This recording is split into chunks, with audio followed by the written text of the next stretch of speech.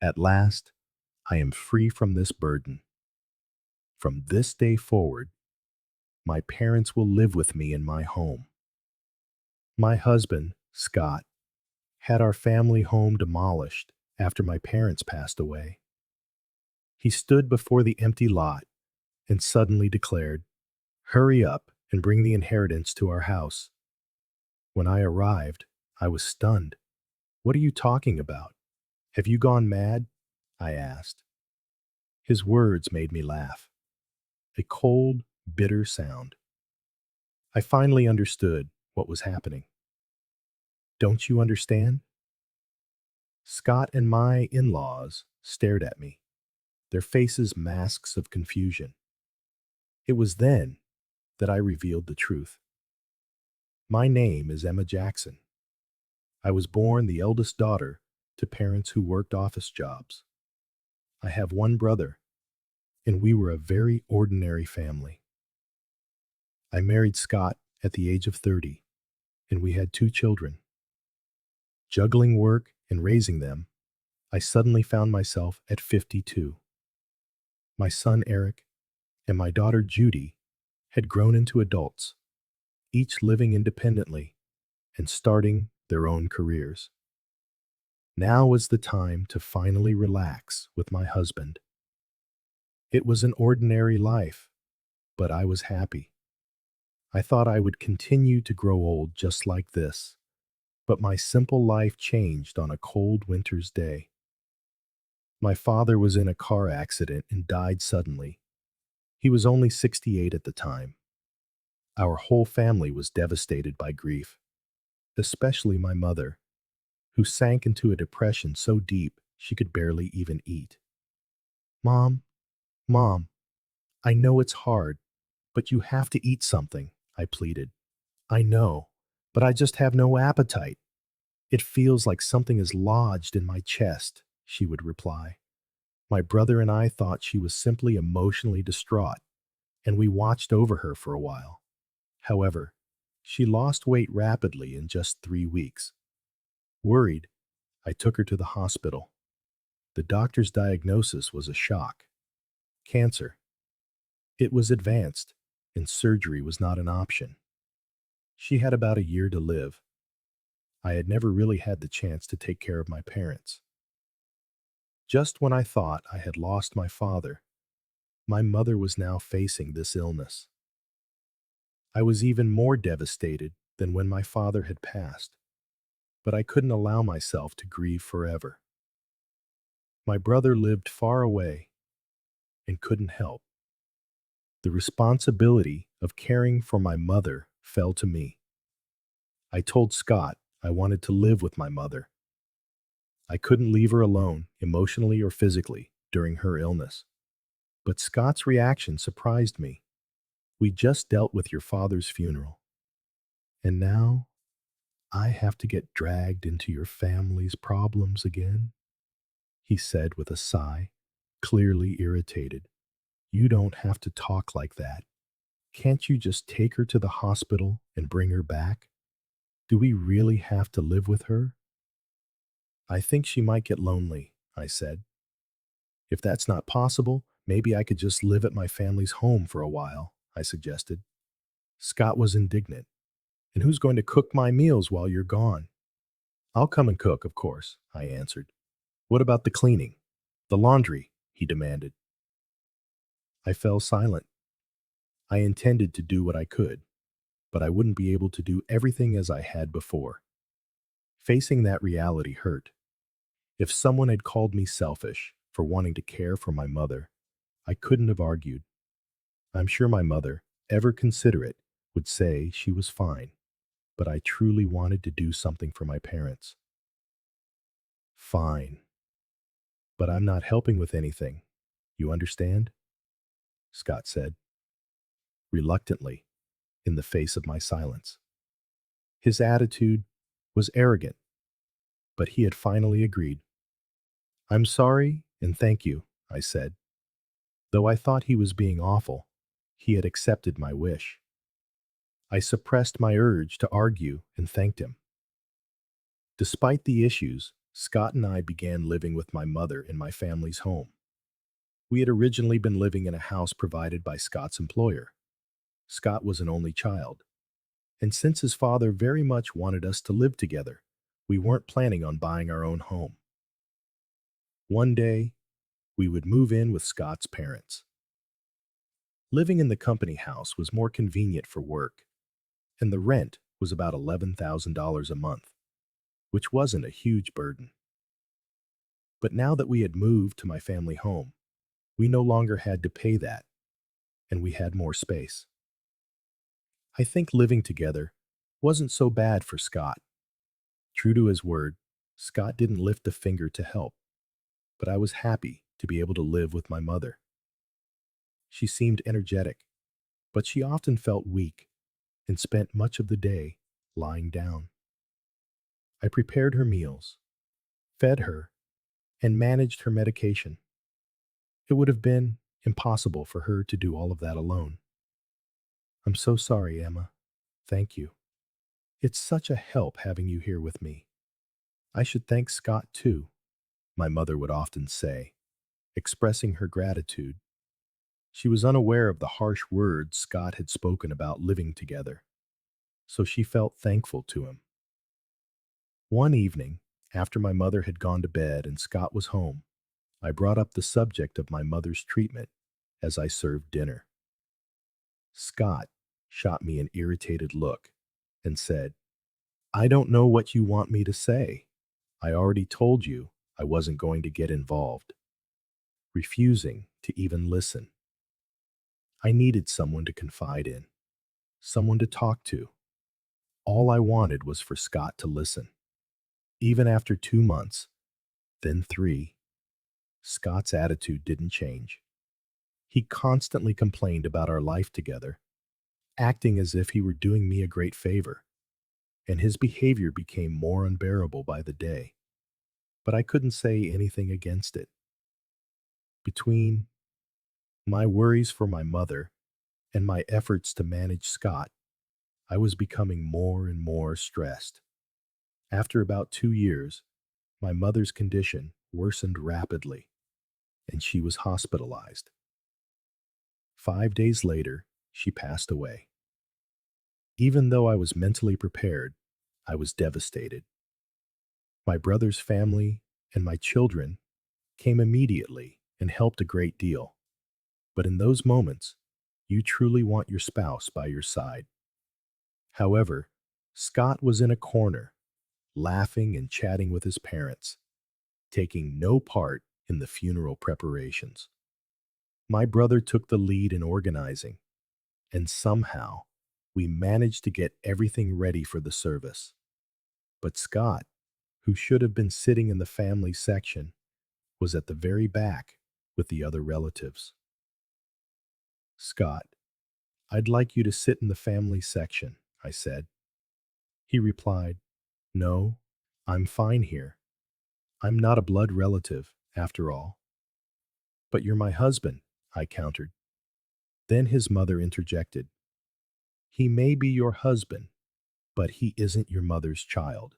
Scott is our son. Hearing that from my in-laws cut me deeply. I was speechless. In my region, it's common for sons-in-law to sit in the family section at funerals, though it can vary. With Scott absent from the family section, distant relatives began to whisper, wondering if we were divorced. Gossip is one thing, but it was a situation that could have been entirely avoided if Scott had just sat with me. Feeling a little let down that Scott wasn't by my side, we still managed to bid my mother a peaceful farewell. After the funeral, my brother's family, my children, Scott, and his parents returned to the family home. Thank you for coming, especially at such a busy time, I said to my in-laws as I offered them tea. They laughed and replied, Honestly, it's been one thing after another. First your father, now your mother. These funeral expenses are a burden on us too. but at least it's finally over. I was shocked by their words. What did they mean by that? I couldn't believe they would say such a thing. I forced a smile and excused myself. It was then that I overheard Scott talking with his parents. It must have been so hard for you, Scott, living with strangers. Yeah. Putting up with Emma's whims was a pain. A husband shouldn't just obey his wife's demands. If you don't like something, you have every right to say no, Scott said. I clenched my fists. Their voices, their laughter, their conversation, it was all unbearable. But it wasn't a surprise. Scott's parents had always been insensitive and rude. When Scott and I first married, his mother had said, "You couldn't have found someone more attractive? I won't be expecting grandchildren right away." His father had joked, "They say beauty gets boring after 3 days. With Emma, you'll never be bored." And Scott had just laughed along. Looking back, I realized that neither Scott nor his parents had offered a single word of comfort, not during my father's funeral, nor after my mother's passing. Instead, they mocked me. I had felt guilty for imposing on Scott, but now I was starting to question his character as a human being. I had been so worried about Scott when all I wanted was to do right by my mother. I realized I should never have felt so guilty, especially since he had offered me no support at all. As I seethed with rage, Scott and his parents continued to laugh and chat in another room. If my brother's family and my children had heard, they would have been furious. But thankfully, they were in the kitchen. I was relieved that I was the only one who had heard Scott and his parents' conversation. Then my mother-in-law called to me. "Emma," she said. "Yeah," I answered, startled. "Can I have this?" she asked, holding up my mother's handbag. Confused, I stammered, well, your mother won't be needing it anymore, will she?" Scott suggested I take it. "Maybe I'll keep it," she said, inspecting the bag. I couldn't believe her audacity, especially right after the funeral. I took the bag firmly and said, "No, you can't." Her expression changed, not because of the bag, but because I, her daughter-in-law, was daring to stand up to her. Still, I held my ground. "We're not ready to go through my mother's belongings yet. We will share these mementos as a family later on." My mother-in-law turned red with anger. "What do you mean by that? Are you saying I'm a stranger? You said yourself at the funeral that Scott was an outsider. How can he be an outsider, but you're not?" I retorted. Hearing this, Scott and his father turned red as well. "What are you talking about? Apologize to my mother. What disrespect for a daughter-in-law to speak like that." Their commotion drew everyone's attention from the other room. "Let's go," my mother-in-law shouted in front of everyone and stormed out of our house. For some reason, even Scott was angry and left with his parents. "What happened? Did you really call your mother-in-law a stranger?" everyone else asked me. Hearing only her side, out of context, it might have sounded harsh. But I explained the situation to everyone, and no one blamed me. Grandma and Grandpa should be more respectful of other people's feelings. That's so typical of Dad and Grandma and Grandpa.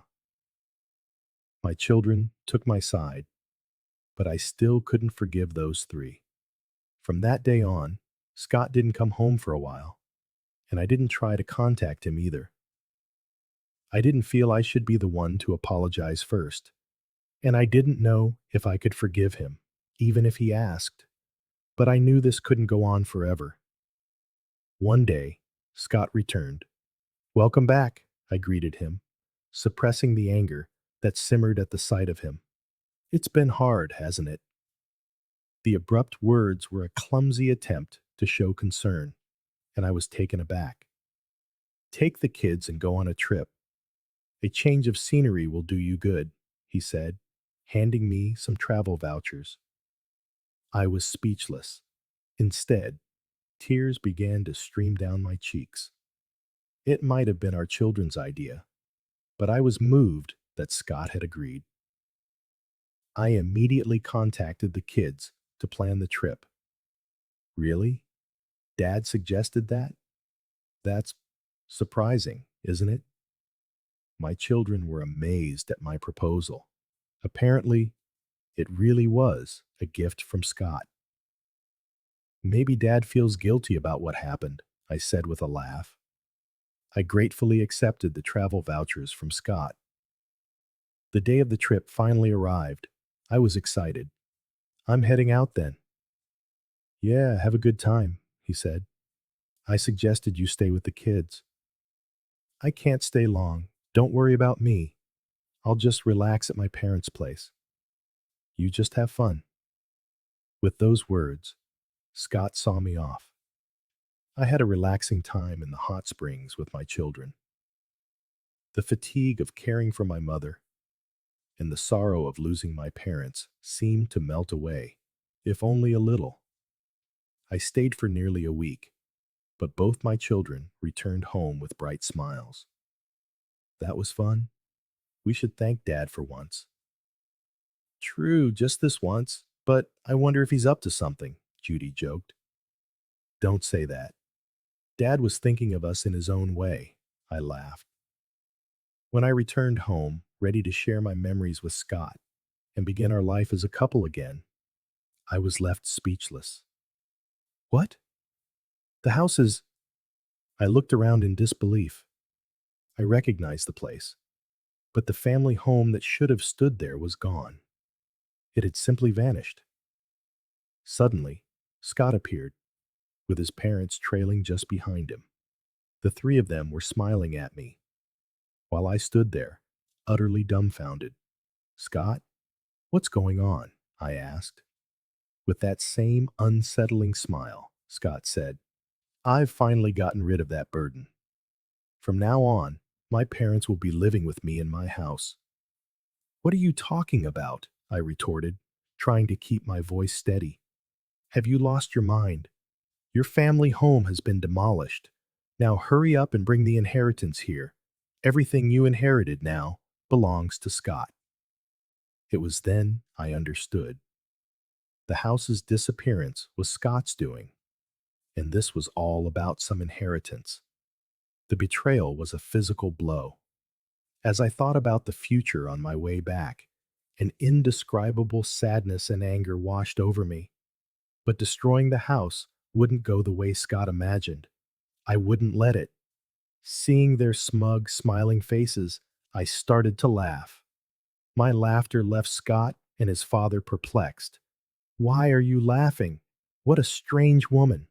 She's lost her mind, my mother-in-law said, looking at me as if I were some frightening creature. Facing the three of them, I said, You have no idea what you're talking about, do you? I didn't inherit a single penny. There is no inheritance. After saying this, I began to laugh again. They truly believed they were about to become rich. Their wild imaginations and senseless actions were so absurd, I couldn't stop laughing. What do you mean? Explain yourself, Scott demanded. But I remained silent. I felt no need to enlighten them. Either way, I'm not living with strangers. If you all want to live together, go right ahead.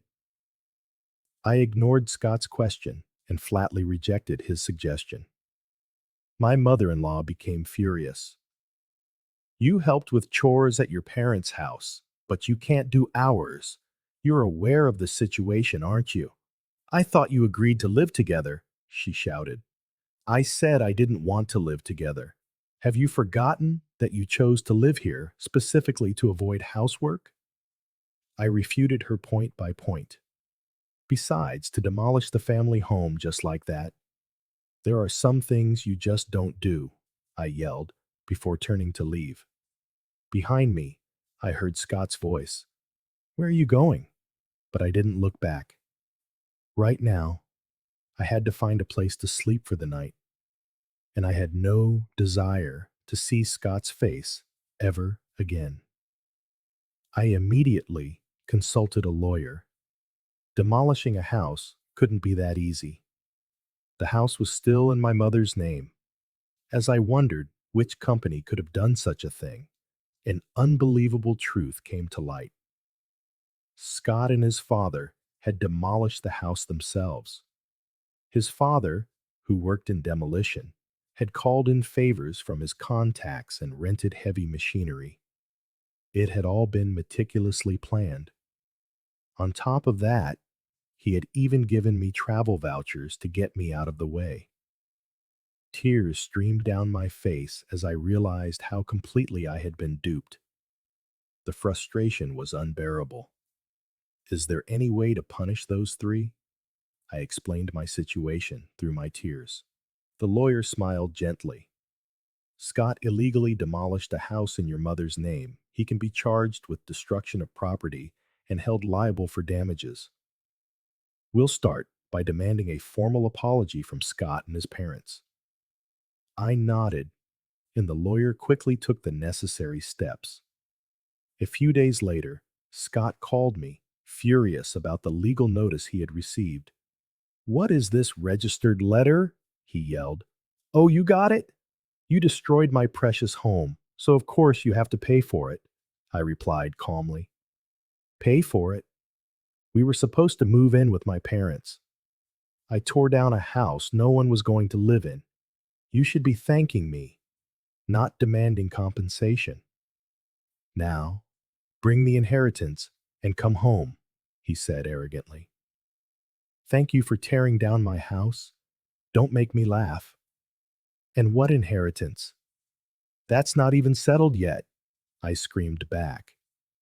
Scott fell silent, apparently surprised by my anger, which I rarely showed. The reason I had laughed when the house was demolished was precisely this. I had spent a full year with my mother before she passed. We had obviously discussed the inheritance, and I had told my brother that I didn't want anything, that he should take it all. As a result, he had inherited all the money in stocks. He had insisted I keep the house, since he lived far away and couldn't manage it. If I wasn't going to live in it, I could rent it out. That was the plan. Either you and your father restore the house to its original condition, or you pay the amount stated in the letter. I was thinking of settling this amicably, but fine. If you can't pay, I'll file a report with the police and sue you, I declared. "I'm sorry. I didn't think you'd be this angry," Scott said, starting to make excuses. "Of course I'm angry. What did you expect?" I replied, exasperated. Scott seemed to think that if my family home disappeared, he wouldn't have to live with his parents. His father had always wanted them to live together and had a particular attachment to our son, Eric. Scott had refused to live with them before, citing a difficult commute, but his parents believed I was the one to blame. So, he had convinced them by demolishing my house and making them believe I would move in with them, bringing my inheritance along.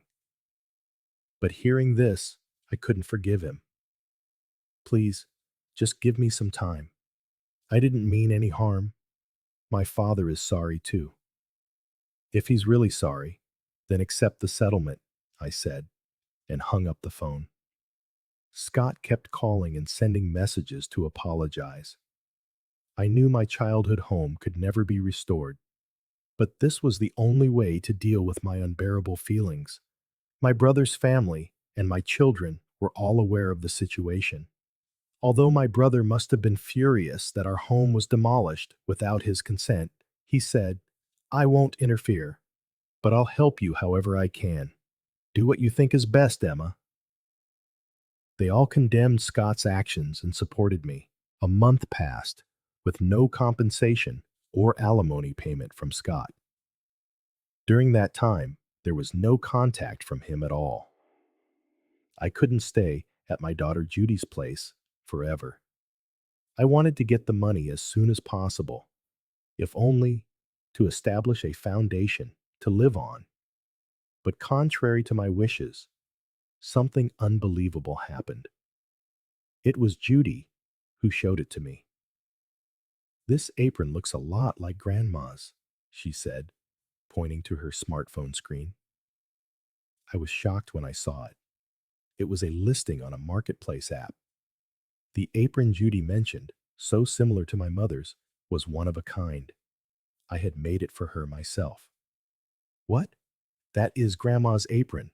I made that, I'm sure of it," I said. Judy quickly checked other listings. The seller seemed to have just joined the app. With no transaction history or ratings, there were nearly 50 items listed, and to my horror, they all belonged to my mother. I knew immediately it was Scott. He was the only one who could have taken my mother's things after the demolition. I called Scott right away. "What's this about the marketplace app?" I demanded. "App?" Scott replied, sounding irritated. "Don't play dumb. You're selling my mother's things without permission, aren't you? Take those listings down right now," I demanded. Scott, panicking, replied, "What? No, it wasn't me. Who else would do something like that? I'm coming over right now to get everything back," I said, and hung up. Then, Judy and I went straight to Scott's parents' house. "Where are my mother's things?" I demanded as we arrived, confronting Scott at the door.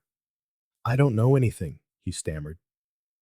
"Dad, tell the truth," Judy joined in, pressing him. He looked utterly flustered. Scott's parents noticed us and came over. "Oh, Judy, you're here," Scott's mother said, smiling at her granddaughter. Furious, Judy said, "Grandma, tell Dad to tell the truth. The truth. Grandma's things, the one who passed away recently, Dad seems to be selling them." At Judy's words, Scott's mother burst out laughing. Scott, with a troubled expression, kept repeating, "It really wasn't me." Then his mother exclaimed loudly, "Scott's selling them? That's impossible. I'm the one selling them." I felt my blood run cold. Scott probably knew. With an expression that screamed, "This is bad," he looked at his mother. Despite Judy's shock, his mother continued cheerfully, "What? It's a lot of work, you know. You have to wrap everything so carefully and make sure the photos look good." She seemed completely unaware that she was selling stolen goods, chattering happily about the app. I had to restrain myself from lunging at her. "Take down those listings. Those things don't belong to you." Judy, red with anger and her eyes full of tears, pleaded with her grandmother. However, Scott's mother seemed unfazed. "What's the big deal? I finally found a hobby I enjoy.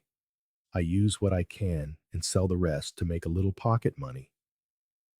It's good for preventing dementia.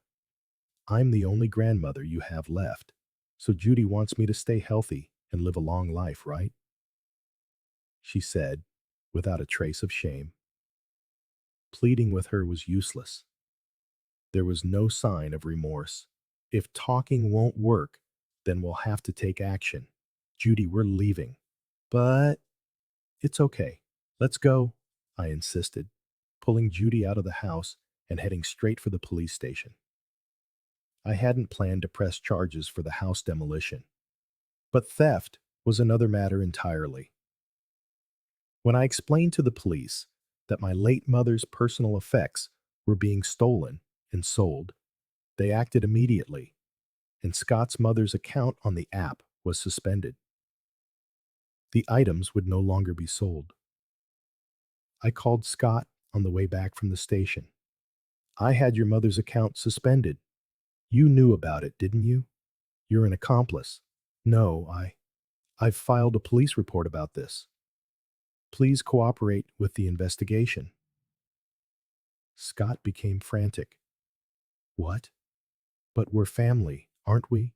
Please, withdraw the complaint.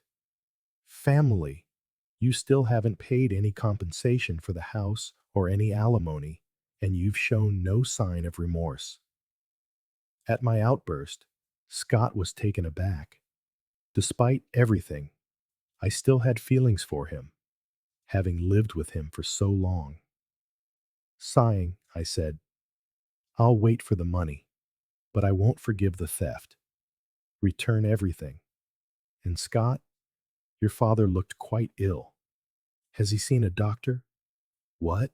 He replied, surprised. I'm not a monster, so I'm just letting you know, I said, and hung up the phone. Scott's father, whom I had just seen, was alarmingly thin and had said almost nothing. His complexion was unnaturally pale. His poor health was obvious, but his family didn't seem to have noticed. His wife was blithely selling stolen goods, and Scott was busy acting tough with me. He really didn't care about anyone. The next day, I got a call from Scott's father. Hoping for a thank you call, I answered. The reaction was the complete opposite. What do you mean, treating me like I'm sick? Are you planning to send me to a hospital to get rid of me? I have to protect Scott and my wife from you. I'm not going to any hospital. He reprimanded me. I was shocked to be scolded when all I had done was worry. I'm sorry for interfering. I just wanted to make sure you were okay. I'm not weak or short-lived like your parents. Don't you underestimate me, he retorted. I was furious after his words, but a few days later, he felt ill enough to go to the hospital. The diagnosis came back, terminal cancer. Scott called me in a panic. My dad has terminal cancer. What am I going to do? I couldn't help but laugh, ironically. I don't know. What did he say when I suggested he go to the hospital? He said, I'm not weak or short-lived like your parents, so you figure it out. How can you be so cruel, Emma? I never thought you could be like this. Did you ever say a single comforting word when my mother was sick? Think about your own actions, I said, and hung up the phone. As expected, Scott's father passed away shortly after. As a human being, I didn't want to hold resentment against the deceased, but thinking back on everything that had been said and done, I couldn't shed a single tear. After the funeral, his will was found. Despite all his talk about not being short-lived, he had made detailed arrangements. The house goes to my grandson, Eric. The rest of the estate will be shared between my wife and my eldest son. I was surprised to see Eric's name. Scott's father had always favored him, wanting to live with him. He had probably wanted Eric to keep the house even after his death. It's a burden for Eric. You should renounce this inheritance. You don't need that house, do you? I said to Eric, but he was happy to accept it.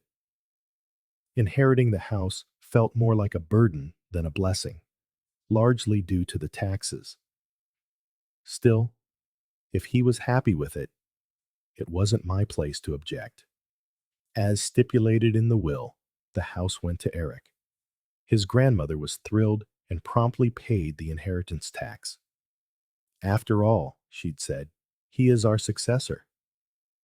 While that was true, I felt a slight pang of sadness, as if a part of Eric had been taken from me. Then the unbelievable happened.